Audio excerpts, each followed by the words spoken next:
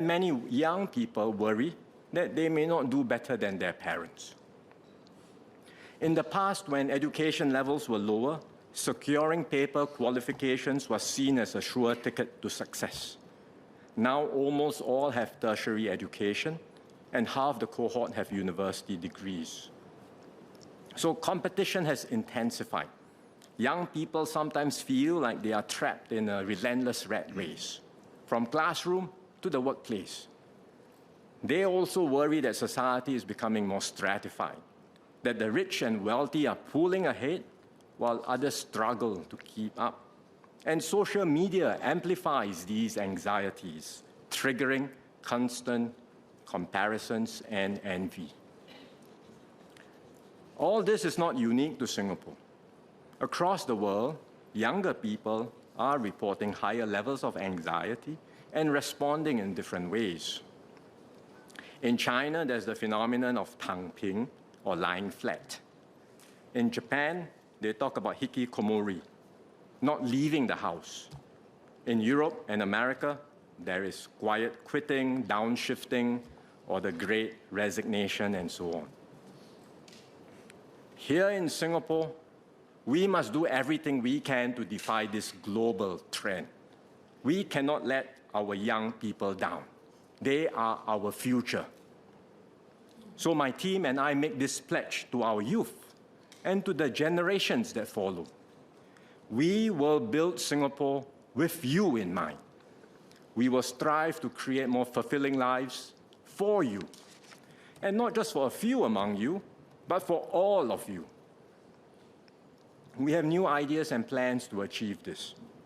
Through Forward Singapore, we have set out our shared goals to keep social mobility alive, so the escalator keeps moving and everyone has the opportunity to rise over time. To strengthen our safety nets so that no one falls through the cracks. And to deepen our sense of solidarity so we bridge differences and remain one united people. So let me elaborate on each of these in turn. First, we will do more to keep the escalator moving and help every Singaporean realize their full potential. We have seen how other societies have become stratified increasingly, with privilege becoming more entrenched. In extreme cases, your caste and your social class determine who you are, what you can do, and what you can become.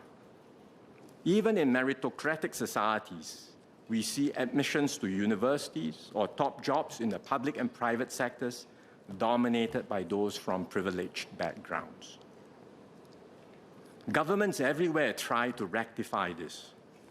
For example, I read recently in the UK, the government announced that civil service internships will be reserved for students from lower socioeconomic backgrounds, defined as what jobs their parents did when they were 14.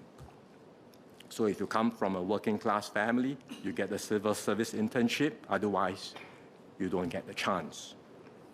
These are well-intentioned efforts, but they often fail to work as intended, and sometimes they even create new distortions. Fortunately, Singapore starts from a stronger position, but we cannot stand still. We have to tilt the balance continually and keep opportunities open at every stage of life. So we will invest more in the early years because, as several members have highlighted in this debate, opportunity gaps are opening up earlier due to the advantage that better-off parents confer on their children. And if we do not close these gaps early, they will only widen. We will expand Kids Start and enhance Comlink Plus so that more families get help earlier and more children gain a stronger footing in life. We will deepen support for children from disadvantaged backgrounds. Today, enrollment in preschool is near universal, but attendance is less regular amongst the children from lower-income families.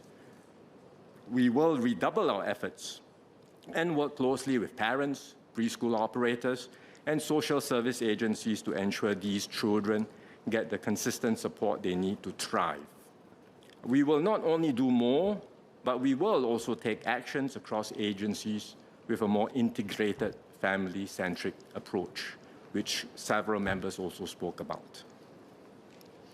In schools, we will continue to press ahead with reforms. We have changed how the PSLE is graded. It's no longer graded on a curve, as members know. It's about your own achievement, not about how well you did relative to your peers. In secondary schools, we have replaced streaming with full subject banding. Students are in mixed form classes, and they take subjects at different levels according to their abilities. But I know for many parents, education still feels like an arms race. It's the PSLE season now. We all know of friends who are taking leave from work to help their children prepare for the PSLE exam. When you speak to each parent, they often tell you the same thing. They wish they could cut back on the endless tuition and give their children more space to grow up and play. Yet everyone hesitates to take that step. Why? Because deep down they worry, what if my child loses out?